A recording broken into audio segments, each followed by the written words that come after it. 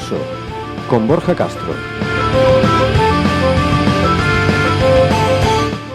Buenas tardes, buen lunes, buen inicio de semana. Qué mala fama tienen los lunes, y mira que cumplen una función importante y luego poca gente se acuerda de los miércoles, que empieza por mier, da la casualidad, y que es ese día que miras el fin de semana anterior y dices, madre mía lo que ha pasado, y miras el siguiente y dices, todavía lo que queda. Pero los miércoles también tienen un puntito que a los que nos gusta el cine, como aquí mi compañero Jesús, que me acompaña de nuevo. Buenas tardes, Jesús. Tiene un puntito que es el día del espectador. Bueno, básicamente que es un poquito más barato ir al cine. Y este miércoles, concretamente, va a pasar algo que todavía no vamos a desvelar porque si no se acaba el programa demasiado pronto y yo quiero hablar con los compañeros que tengo a la derecha y a tenor de ello pues hoy lo que traemos es un compendio de varios códigos de comunicación. Por supuesto estamos en la radio y hay quien nos escucha también en podcast. También hay quien nos ve en la emisión por streaming, que saludamos a los que nos están viendo, que convierte Internet, como decía, en televisión. Salimos en la tele. Y hoy venimos a hablar de cine y de libros, de literatura y a la vez de ilustración. Yo creo que ya más cosas va a ser difícil que vayamos a mezclar, porque hoy venimos a hablar de este libro que tenemos al lado, que es un artbook, se titula Cineheridos, y es una obra editada por nuestro patrocinador, Platero Cool Books, y creada por los dos compañeros de la editorial que tengo aquí a mi lado, poeta Abel, buenas tardes. Hola, buenas tardes. E ilustradora Alicia Lili, buenas tardes. ¿Qué tal? ¿Qué tal? La pregunta primera es obligada, porque yo sé de lo que va, porque he escuchado el tráiler, porque es un libro, pero como a la vez son películas, también tiene su tráiler, pero que le digamos a quienes nos están escuchando qué significa Cineheridos. Bueno, pues al principio, como siempre, estábamos ahí en búsqueda y captura de un título que precisamente expresará todo ese compendio de medios del que estamos hablando. Y llegamos, pues bueno, haciendo un trabajo de diferentes palabras, ¿no? Uniendo diferentes palabras, llegamos a la conclusión del término heridos por el cine. Entonces empezamos a jugar con las palabras y llegamos al término cineheridos. Eso es. La herida que el cine deja es como la que puede dejar cualquier otro arte. Puede llegar a ser muy honda y puede marcarte toda tu vida, ¿no? Entonces, como tanto Lili como yo y mucha más gente a lo largo de nuestras vidas hemos quedado profundamente marcados por determinadas películas, pues de ahí viene el término de cineherido, ¿no? Los que vamos arrastrando por siempre esa herida de amor provocada por el cine. Ya nada más que escucharle unas frasecitas al que hace los versos que están repartidos en las páginas y yo estoy deseando meterme. Aquí somos muy de cine, aunque hablamos normalmente de libros, pero sobre todo cuando viene aquí el compañero, pues se nos va a lo que nos gusta siempre, y además, bueno, se nos nota, te lo he dicho, que íbamos a empatar en friquismo de camiseta. El miércoles pasado, hablando de miércoles, fue el Día del Orgullo Friki, ¿no? Sí. Así que bueno, es buena ocasión para meternos en estas harinas cinematográficas. Entonces, lo que vamos a hacer es que Jesús, que entiende más de cine que yo, porque bueno, yo más que yo sí, has visto más cine que yo. Casi yo diría que en los últimos años, cada vez que yo he ido al cine estabas tú, y yo no he ido siempre que has ido al cine tú. Bueno, sí. Así que vamos a repartirnos y tú preguntas el tema de películas, yo pregunto el tema puramente literario, ¿vale? Pero te voy a quitar la primera pregunta y lo que quiero es que me contéis exactamente cuáles son las películas que aparecen en Cineheridos, por qué, en qué orden y cómo os habéis puesto de acuerdo, porque yo me estoy imaginando, como tengamos que hacer tú y yo un libro de cine, hacemos el cosío, ¿no? Sí, bueno, pues como estás viendo, A Lili y a mí nos une una única cosa, ¿no? Que es el amor al cine. Todo lo demás nos separa. Nos llevamos 20 años. Mira, el aspecto, ella va con una camiseta friki con la portada de tiburón. Que se venga de donde vengo. Me he quitado la corbata hace un rato. Total, no tenemos nada que ver. Entonces, cuando llegó la hora de hacer un listado de películas, pues la verdad es que fue una batalla campal. Porque somos dos generaciones totalmente diferentes, ¿no? Entonces yo tiraba por películas clásicas, yo me iba a Casablanca, yo qué sé, Casablanca, Lo que el viento se llevó, películas de ese pelo, y Lili pues tiraba por todo lo contrario. Dispara tú, Lili. Algo más contemporáneo, pero yo creo que es lo bueno, porque desde el principio teníamos claro que queríamos hacer una lista de películas para todos los públicos y de todas las generaciones, y de todas las décadas. Porque yo también le tiro mucho al cine clásico, al un poquito más antiguo, me gusta también las películas de diferentes épocas, entonces queríamos hacer algo para todos los públicos. Entonces pues hicimos una selección, pues bueno, no sé si la más antigua puede ser quizás Lo que el viento se llevó del año 39, y de lo más contemporáneo tenemos pues a Joker, que me parece que es del 2012. 20 o 19 por ahí creo que, ¿no? Puede ser, sí. O sea que tenemos un gran barrido. Tenemos 80 años de cine, sí, en esas 31 películas. La historia de la cinematografía prácticamente completa y a pluma y plumilla, con dos formas de expresión que en principio están bastante alejadas de lo que es la expresión más tecnológica que representa el cine, porque es dentro de la literatura quizá lo más artesanal o lo más clásico es la poesía, y dentro de las artes gráficas tú no haces una ilustración digital, haces también, creo, porque lo he visto, pero en este caso es ilustración manual a tinta, por lo menos en la portada, y luego también las ilustraciones son puramente digitales. ¿Sí? O sea, sí, yo trabajo diferentes ámbitos como ilustradora. Pues parece a... Sí. No, claro, no porque, lo parece, porque he buscado parece con... todo hecho a mano, sí. Claro, he buscado sí. con una... O sea, es todo puramente digital, como digo, pero he buscado con una técnica un poco manual. O sea, también ese es un poquito el sello que a mí poco a poco me va caracterizando, que es ese... No sé cómo llamarlo, ese movimiento de mano, de grafismo que... Trazo a trazo. Exactamente, ¿no? Sí, con un trazo un poquito especial, pero es todo puramente digital.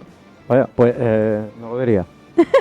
Yo tampoco, yo cuando lo supe me sorprendí muchísimo. Pues nos pasa lo mismo, ¿no? Sí, además me gusta, también para el libro me gusta trabajar, hacer como diferentes planos donde a lo mejor en algunos lados marcamos mucho más el trazo, en otros es simplemente mancha de color plano, o sea, jugar un poquito con eso visualmente para crear así una composición un poquito diferente en cada película, porque también cuando veáis el libro podréis fijar que cada ilustración habrá un poco de una película distinta, claro. Eso te lo iba yo a preguntar ahora, si se nota en ese, si se nota en esa orientación precisamente de las películas más clásicas, tiene en la parte poética referencias a la poesía más tradicional, y en las modernas algo más vanguardista, tanto en lo poético como en lo estético, que ya me has dicho tú que sí. En la parte literaria, digamos, todas las métricas que sigo yo siempre, y aquí también son clásicas. Decía mismo, ahí todo lo que te encuentras son décimas, sonetos, alejandrinos, métricas clásicas, ¿eh? Nada de verso blanco ni de verso libre, porque a mí me gusta escribir de esa manera. Lo que sí es cierto es que en el lenguaje que se utiliza y en el contenido, según sea la película, sí se va adaptando. Por ejemplo, pues bueno, si lees el poema dedicado a Cyrano de Bergerac, la versión de Rappeneau, de Gerard Depardieu, es un soneto totalmente clásico con aires barrocos, ¿no? Siglo XVI, que es el que está ambientado la película. Si te vas en cambio a Pulp Fiction, pues son versos alejandrinos, pero bueno, lo que está diciendo es... son las 6 de la tarde, muchísimos tacos. Son las 6 de la tarde, por eso lo he dicho, has dicho Pulp Fiction, y no vayamos a empezar a a hacernos nosotros cosas, como diría el señor Lobo, ¿no? Sí, bueno, y en el arte, como dice mi compi, pasa un poco igual. O sea, si te fijas, siempre es como el mismo estilo, la misma línea gráfica, pero sí que es verdad que se nota un poquito lo más contemporáneo, un poquito lo más clásico, a lo mejor con una línea un poquito más negra, pequeñas dosis de color, sí que se nota un poquito también reflejado. Recuerda en parte el tema de los diseños y demás, las películas, los carteles clásicos de cine, en plan de Correcto. que eran no tan fotografiadas como actualmente, sino más tirando de pintura, como aquello de los 80 para atrás, digamos. Y de verdad Efectivamente. muy bonito la combinación esa. Sí, la verdad es que has dado en el clavo porque yo soy súper ochentera y además, bueno, como gran cinéfila desde muy pequeña, me he dado cuenta a lo largo de los años que siempre me ha ido influenciando muchísimo los carteles de cine y si te fijas en las ilustraciones son muy Sí. cartelería de cine, muy a un estilo muy peculiar, pero siempre teniendo en cuenta esas líneas, primer plano, tal, una composición, el personaje central, a los lados, tal, el título, o sea que Sí, me ha recordado eso totalmente. Y la portada muy estilo pop, con colores muy vivos. Sí, muy vibrantes. Me ha encantado, me ha encantado. Gracias. Había una época en los 50 aproximadamente que los carteles del cine se dibujaban, se pintaban en cada cine y se quedaba todo el tiempo que estuviese en la cartelera y eran afiches que no los imprimían, por lo visto salía mejor hacer ese cartel. Tú, claro, me dices entonces que las ilustraciones son digitales. Me fastidias a mí que te iba yo a pedir algún original para enmarcarlo. Pero sí, bueno, también se puede enmarcar Claro. una buena impresión. Claro. Esto es para enmarcarlo prácticamente. El álbum repartido lo hemos visto un poquito y ahora le vamos a dar también unas cuantas de vueltas más. El miércoles, como he dicho, lo que va a ser es la presentación en la Casa de la Provincia a las 7:30, que ha cambiado el horario porque iba a ser a las 8, pero se ha adelantado media horita, así tenemos un ratito más. Y lo va a presentar, lo he visto, un miembro de la Escuela de Cine de... Sí, el director de la Escuela de Cine de la Universidad de Cádiz, Sí. que es un actor, cuyo nombre artístico, que como a él le gusta que le llamen, es Bruto Pomeroy. Es un actor de cine y de televisión, lo conoceréis quizás por alguna serie de la tele, por El Comisario y tal. Y en paralelo, pues es el director de la Escuela de Cine que abrió hace unos años en la Universidad de Cádiz, ¿no? Y él, como aparte de ser un hombre de cine, ha sido editor de cómic hace bastantes años en Madrid. Incluso tiene ahora mismo una galería de arte contemporáneo, creo recordar. Y, en fin, es un hombre que no solo está vinculado al cine, sino también al mundo del cómic y de la ilustración. Pues nos pareció que era la persona ideal para... Se mueve mucho en ese mundo, sí. Para prologar el libro, y él va a ser el que lleve la presentación a cabo. Estará lógicamente también Rosa, la directora de Platero Cool Books. No me canso de saludarla cada lunes porque gracias a ellos estamos aquí. Y el miércoles entonces os acompañaremos, estaremos allí muy atentos a todo lo que contéis.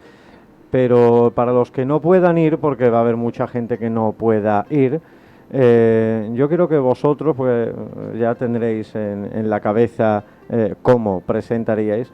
¿Cómo presentaríais sin una pregunta directa qué es, no qué significa, sino qué es Cineheridos como tal, como compendio de lo que habíamos hablado antes? Yo digo una frase y le cedo la palabra a mi compi, porque yo creo que la definiría como una carta de amor al cine, totalmente. O sea, en mi caso yo creo que lo definiría así, tal cual, y seguro que Abel lo va a terminar de definir mucho mejor. No, yo lo definiría como un libro que nunca se ha hecho. Algo que nunca nadie, que se sepa, en ninguna lengua ha hecho. Un poemario dedicado a una serie de películas de cine, no conocemos que nadie lo haya hecho, y menos ilustrado, ¿no? Entonces, unir dos artes como la literatura, la poesía y la ilustración, y dedicarla no ya al cine en abstracto, o sea, no ya a las películas de Hitchcock, sino a una selección de películas, pues nos parece que es algo totalmente novedoso, porque no tenemos referencia de que nadie lo haya hecho antes, ¿no? Jesús, tú eres muy coleccionista. Sí, Tú tienes muchos libritos tipo artbook. todo lo que pueda lo colecciono. Exacto. Efectivamente, puedes corroborar que no existe una intermezcla de este estilo. Yo creo que es magnífico la mezcla que han hecho y demás. O sea, yo es que tengo ya bastante curiosidad por leer las poesías y demás. Y ver ya también por curiosidad las películas que tiene, a ver cuál han metido, cuál no han metido, qué falta. Y yo ya sin verlo diría, yo pido ya una segunda parte. Yo pediría ya hasta una Nos lo segunda han dicho parte. mucho, ¿eh? Tenemos que estar pensando ya en la siguiente lista de películas para el ¿Cuántas segundo. son? ¿Cuántas películas Son vienen? 31.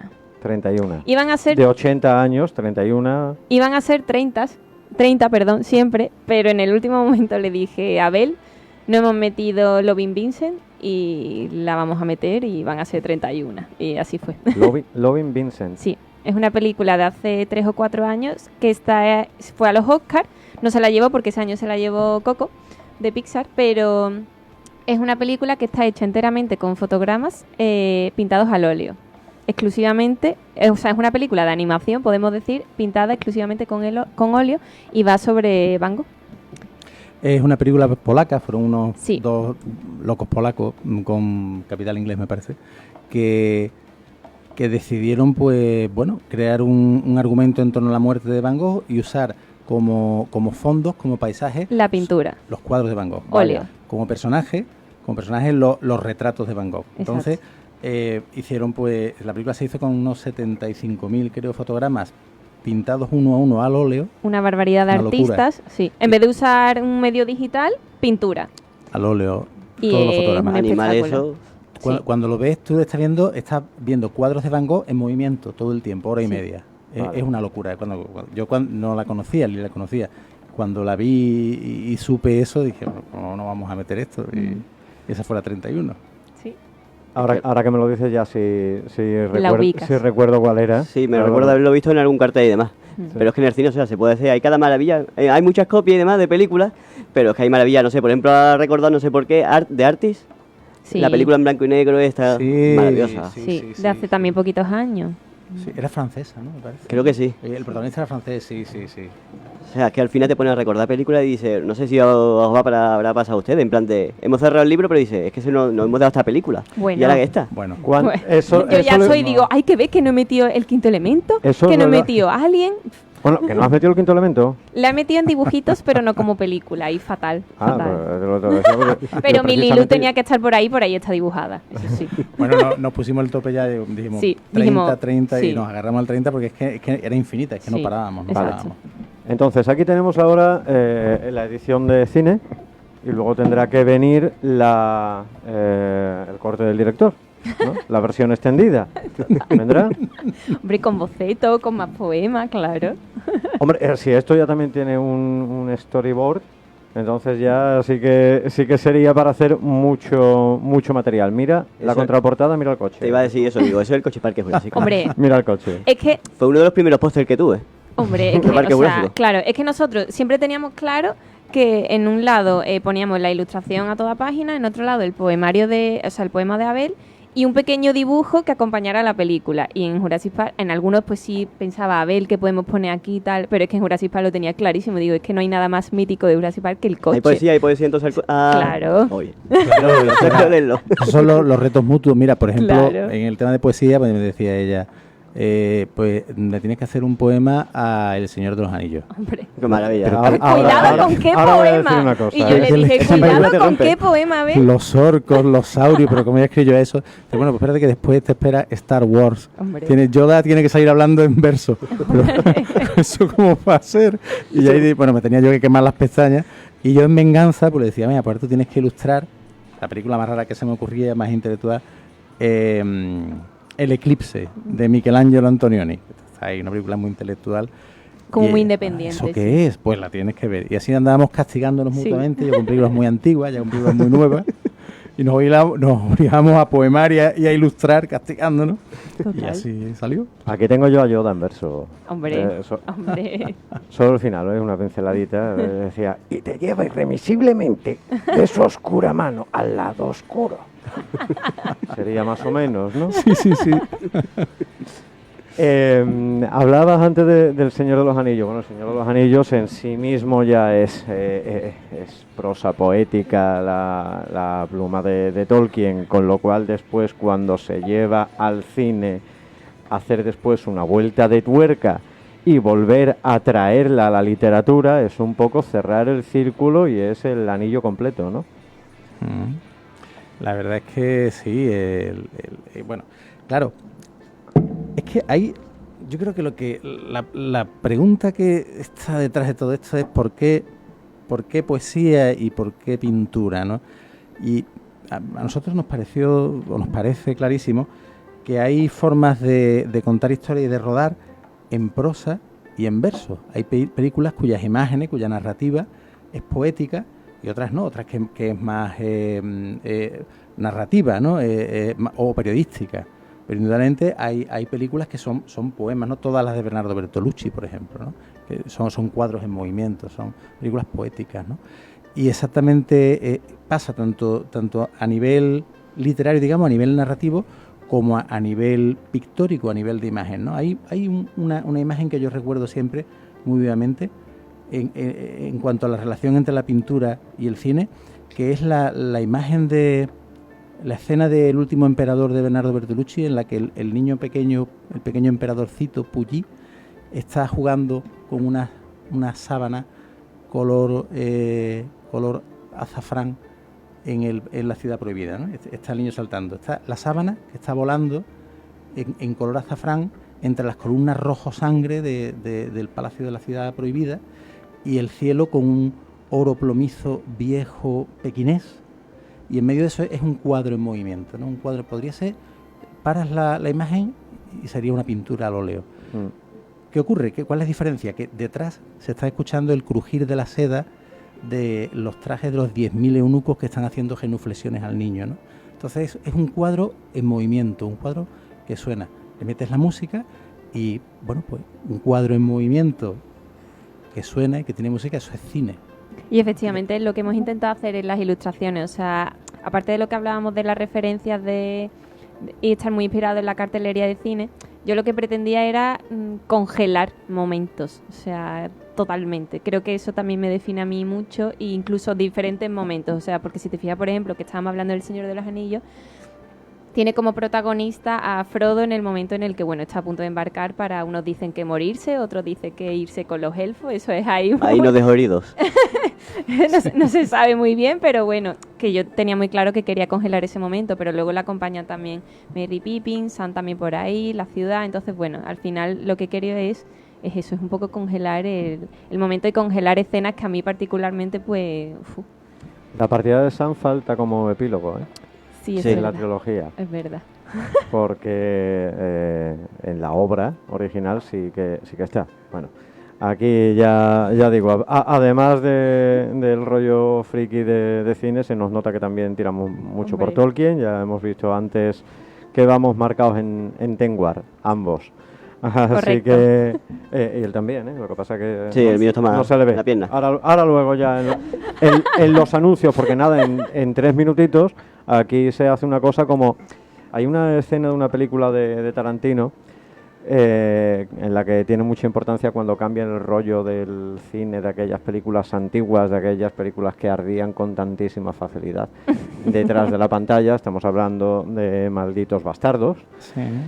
Que cuando cambiaban el rollo, pues antiguamente en el cine había un intermedio que paraba porque el señor de la máquina tenía que hacer sus cosas y se salía la gente a fumarse un cigarro. Bueno, en aquella época la gente fumaba adentro.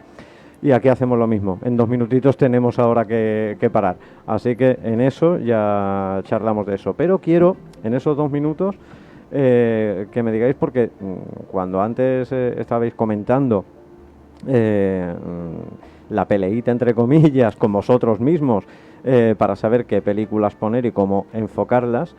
Abel, ¿cuál es la película de las que escogisteis que más te costó decir y cómo le saco yo a esto un poema? Y Lili, ¿cuál es la película que más te costó escoger la composición con la que ilustrarla? Pues mira por dónde El Señor de los Anillos. Fue la que más me costó. Porque no sabía, no le encontraba la punta, no le encontraba al final un significado único de fondo al que agarrarme. Entonces recurrí a ella y le dije, Lili, ¿a ti por qué te gusta tanto El Señor de los Anillos? Y ella y te dio una tarde. Bueno, yo digo, espera que te llamo, ¿tienes 3 horas? No, fue muy breve. Pues me dijo, y es lo que al final ha reflejado el poema, ¿no? Dijo, pues porque las criaturas más insignificantes son capaces de cambiar el destino de todos. Y me dejó muerto, ¿no? Ella supo ver más allá de los dinosaurios, de los orcos y todo, vio aquello. Y sobre eso trata el poema, y digo con la clave. Si no me llega a ayudar, no lo saco. Yo, en mi caso, creo que tiraría precisamente por El Eclipse, porque al ser es una película muy intimista, muy independiente de los años El 50, Eclipse 60, es de los 60, más pero o del menos, principio, sí. muy poco conocida y bueno, y fue como un reto ver la película, saber qué te están contando y decir, bueno, venga, vamos a componer esto, que tenía su tarea. No hay ninguna de las que está en el libro que uno de los dos haya dicho, en realidad es que no la he visto, pero bueno, Sí, bueno... No, yo las he visto todas. Bueno, ahora claro, sí, pero haciendo el libro, sí, yo por ejemplo El Eclipse, sí tuve que, cuando Abel me comentó, sí tuve que ponerme La a verla. descubriste en el momento. Claro, exactamente, sí. Vale. Pues vamos a seguir descubriendo más películas porque seguro que hay alguna por ahí que no es de los blockbusters que conoce todo el mundo. En nada, en 2 minutitos, que vamos a cambiar la cinta y espero que esta sala no salga ardiendo.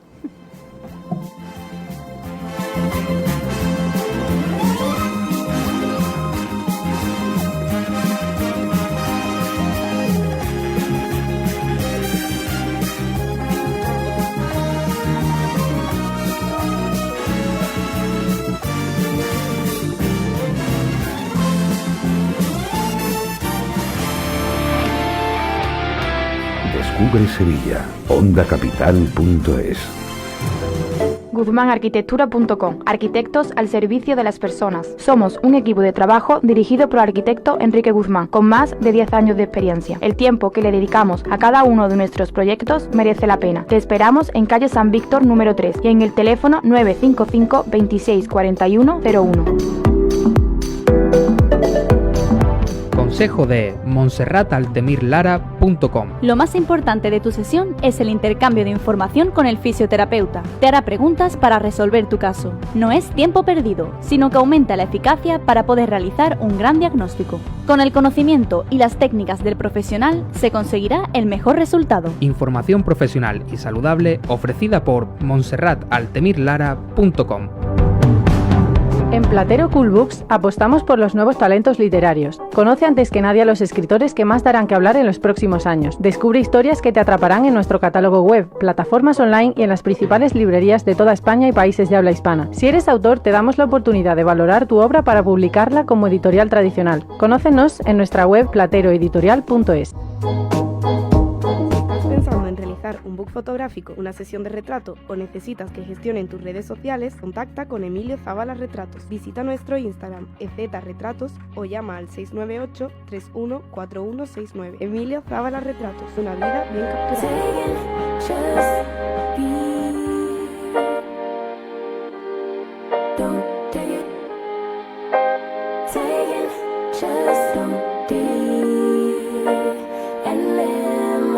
Don't take it personal, I ain't lying, I ain't hiding, I've been grinding, multiplying, I've been trying to get my weight up, staying prayed up, meditating and taking time. Y disfruta de nuestras emisoras digitales. Podrás escuchar nuestra emisión principal o bien elegir entre diferentes estilos musicales. Te esperamos en ondacapital.es.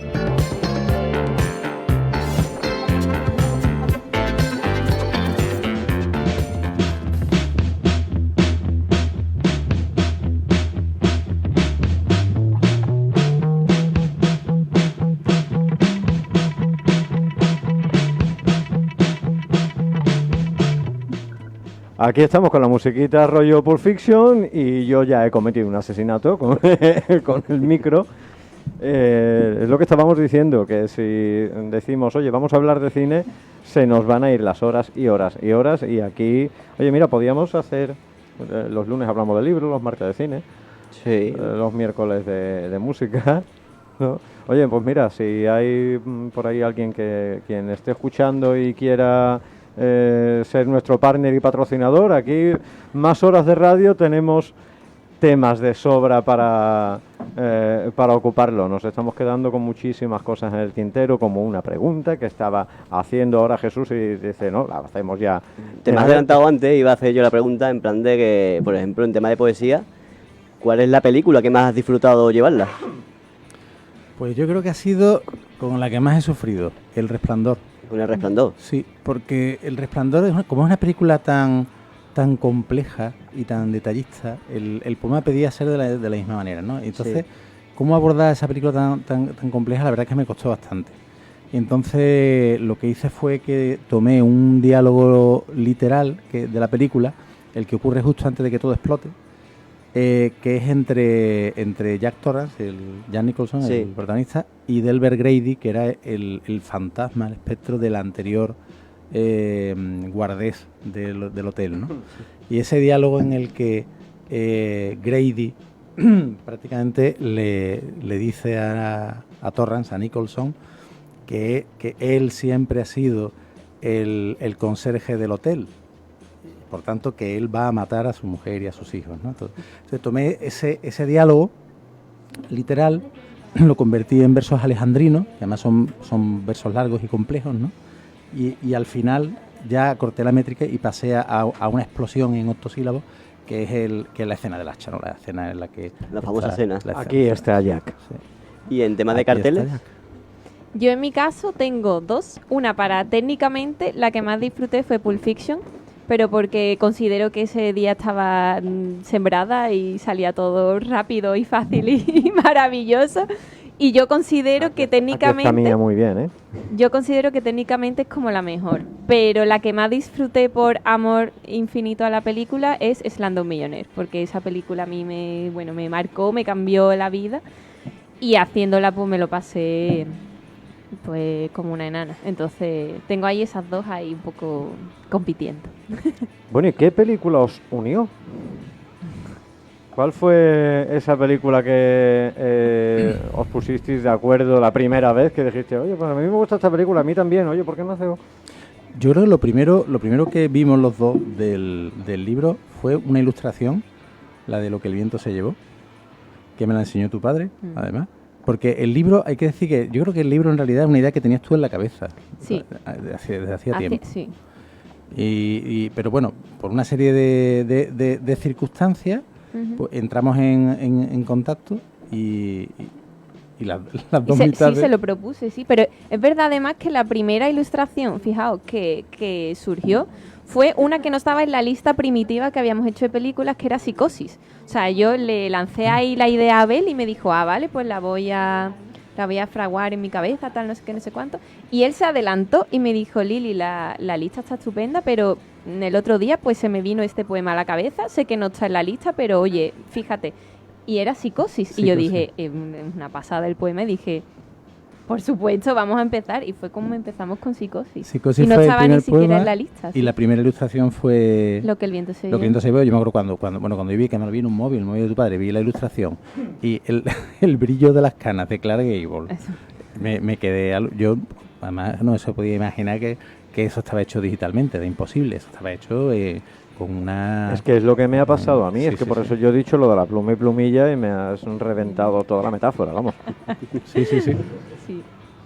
Has cogido el iPad y me has reventado la metáfora. Bueno.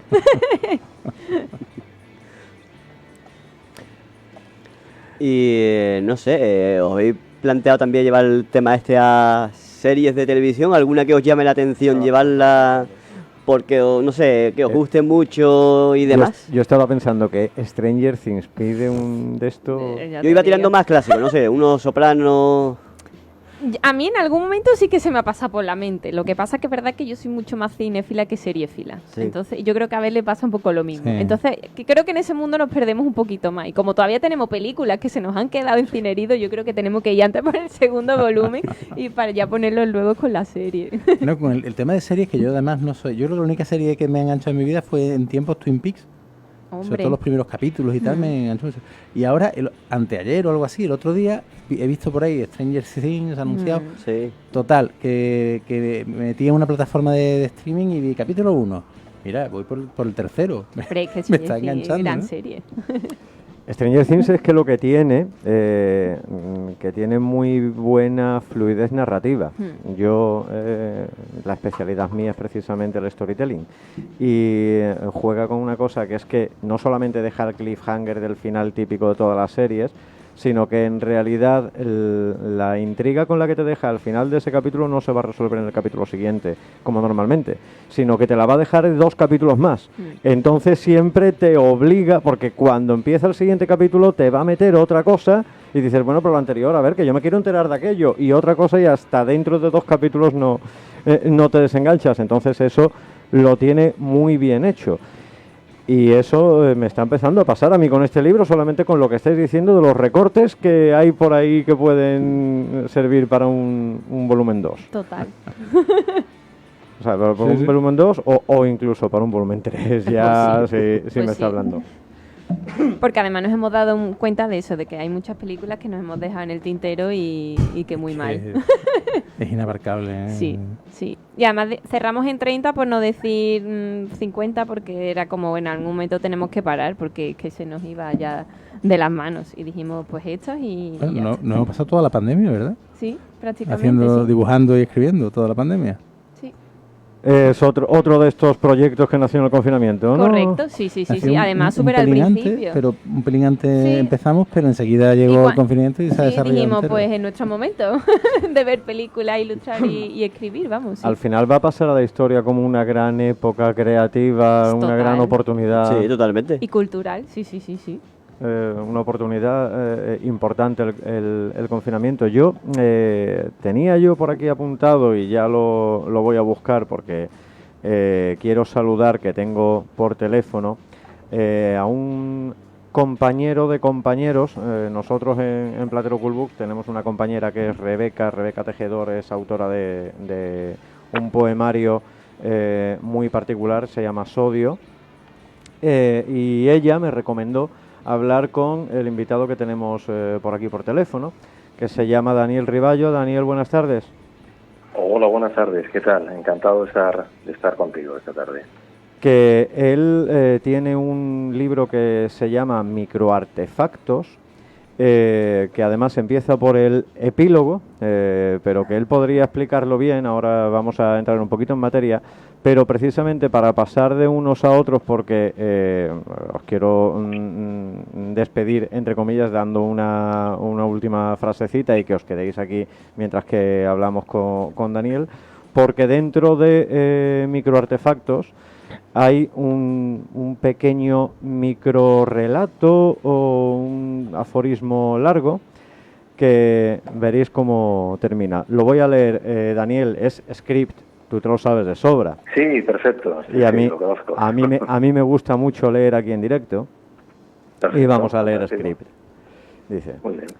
El científico decide llevar a cabo un simple experimento.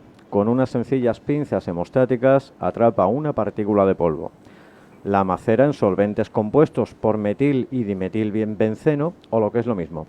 La baña en una solución de tinta pigmentada y la deposita sobre una cuartilla de 80 gramos y 148 por 210 centímetros, o lo que es lo mismo, una hoja en blanco. La nanopartícula escribe sobre la lámina las siguientes palabras: lo que el viento se llevó. Y de esta forma nace el melodrama.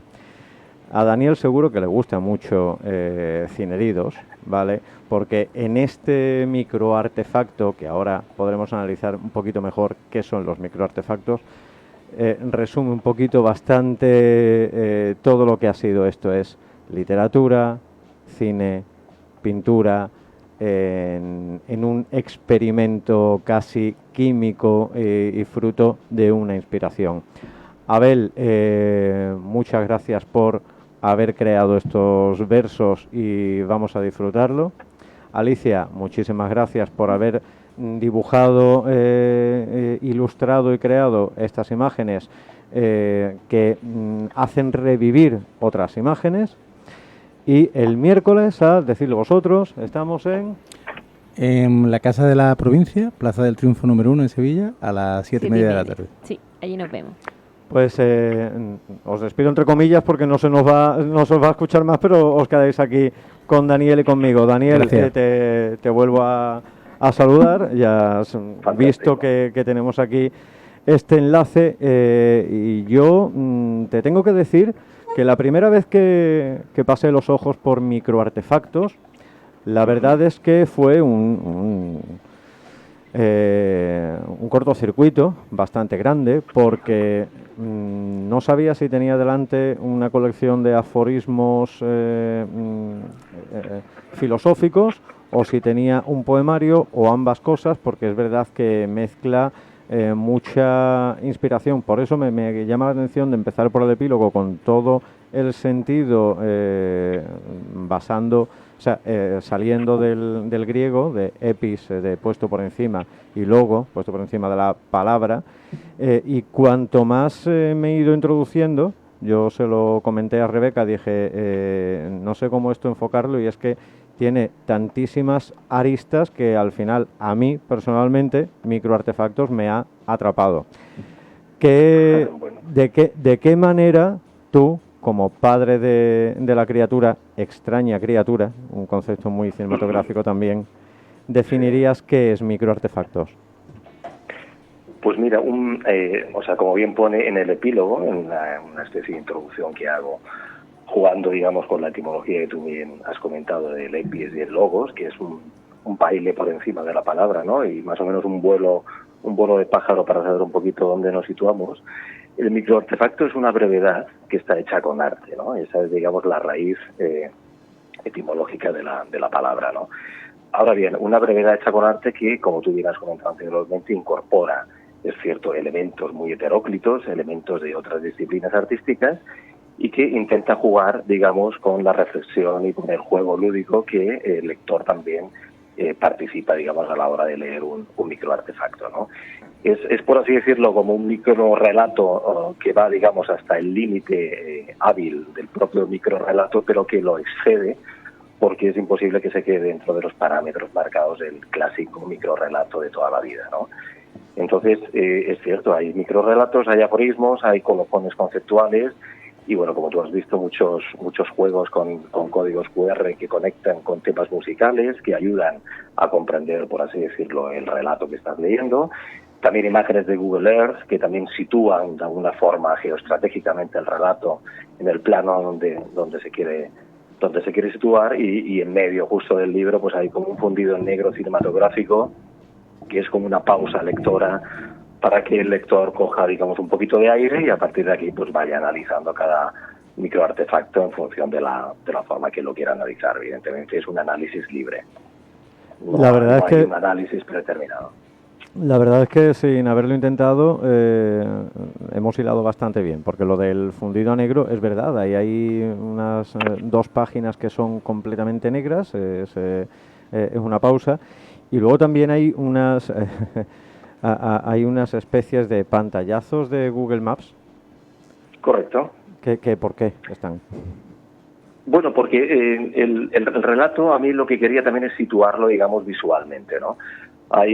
La gracia que tiene al leer ese microartefacto es que desde el dispositivo móvil, por ejemplo, con la aplicación de Google Earth se conecte directamente en la dirección donde yo quiero llevar al lector, pero que al mismo tiempo durante ese viaje virtual, por así decirlo, tenga un pantallazo previo de lo que está viendo, ¿no? Y eso, lo que está viendo, la imagen que está viendo, se corresponde con el relato que está leyendo en el otro lado de la página y que tiene muchísima relación, ¿no? Entonces a mí me ha gustado situar, digamos, visualmente eso para que el lector tenga un primer vistazo de lo que yo quiero reflejar en ese microartefacto, ¿no? Y en este caso hay como una escalera conceptual que ayuda a comprender el relato viendo, digamos, la imagen en un lado, digamos, del libro, una cara del libro. Es un libro exigente, no es el típico libro que tú digas, bueno, pues me lo voy a leer para la hora de acostarme. Hemos tenido aquí un micro artefacto técnico en un momento, ¿vale? Y bueno, se nos ha caído mía. Pero Jesús, cógemela, anda. Que me coja el álbum, quiero decir. A ver si llegas. Perdón, cosas del directo. Aquí ha habido aquí ahora mismo un movimiento. Está bien que el microartefacto, digamos, introduzca dentro de las ondas también. También es interesante. Sí, la verdad es que sí. El cortocircuito mental que yo tuve cuando empecé a leerlo. Un momento. Ponlo tú. Sí, sí.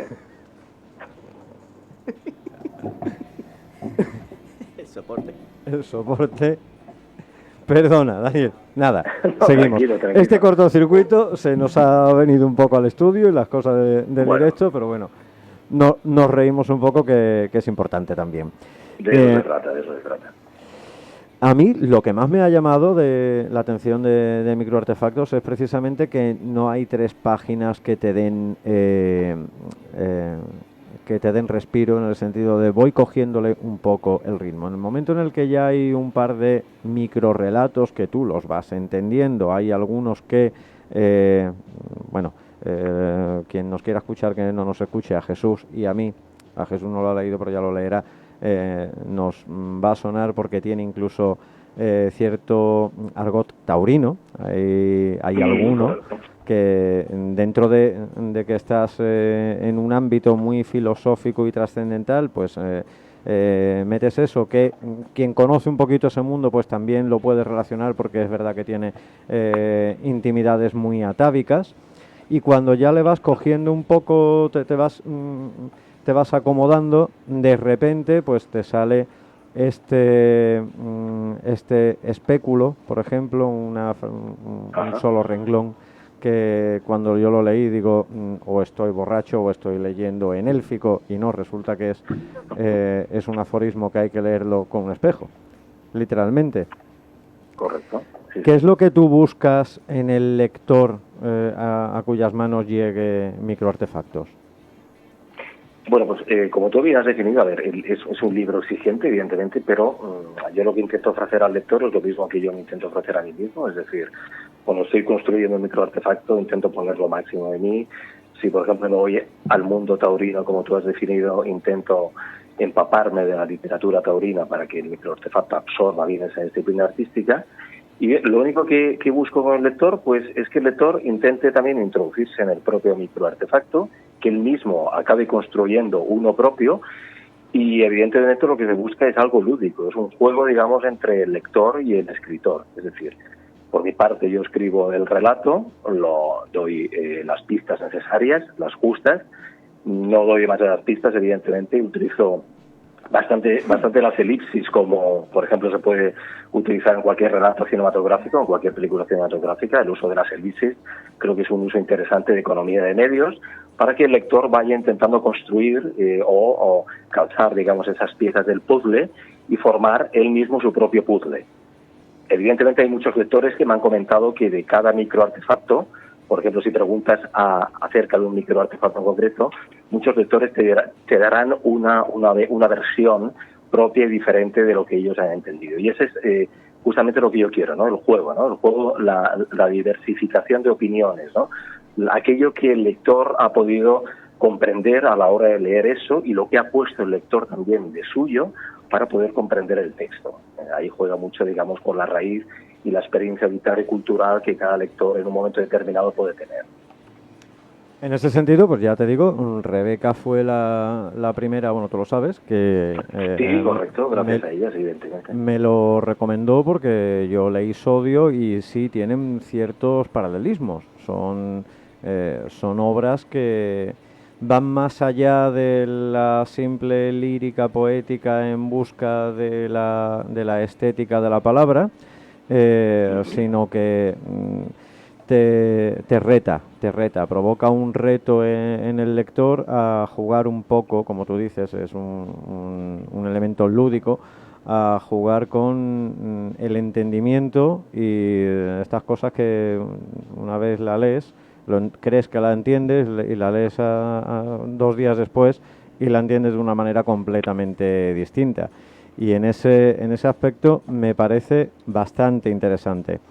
Daniel, lo que sí te he escuchado, que por lo que decía antes, que casi sin intentarlo hemos mezclado muy bien. Tienes también ciertas referencias de inspiración cinematográfica, ¿no? Sí, bueno, a mí el cine, de hecho, siempre ha sido un motivo de inspiración, digamos, a la hora de trabajar relatos. Incluso recuerdo todavía cuando veía un montón de películas, cantidad de películas por ejemplo, de Tarkovsky, de Bergman, incluso de Béla Tarr, ¿no? Un cine muy conceptual, muy que trata en ese sentido el plano cinematográfico de una forma distinta, como se suele tratar el plano cinematográfico en nuestros días. La ausencia de diálogo, sobre todo, es bastante importante, ¿no?, en el plano cinematográfico. Y es cierto que estas reminiscencias cinematográficas las incorporo a veces de forma involuntaria en algunos relatos y otras ya de forma un poco más explícita, siempre jugando con el tema del plano contra plano, de las elipsis. También hay muchos fueras de campo. Si tú has leído el libro, lo habrás observado seguramente. Sí. Hay muchas elipsis, mucho fuera de campo, muchos sonidos que no se escuchan pero que están ahí, muchas palabras que no se dicen pero que están aguardando en una zona ciega, por así decirlo, en que en cualquier momento pueden aparecer. Es decir, lo que yo he intentado hacer es también incorporar, ¿no?, esta imprecisión cinematográfica, ¿no? El que en algún momento determinado una palabra, una voz, una frase, una música se pueda escapar e incorporar, por ejemplo, dentro de un relato, ¿no?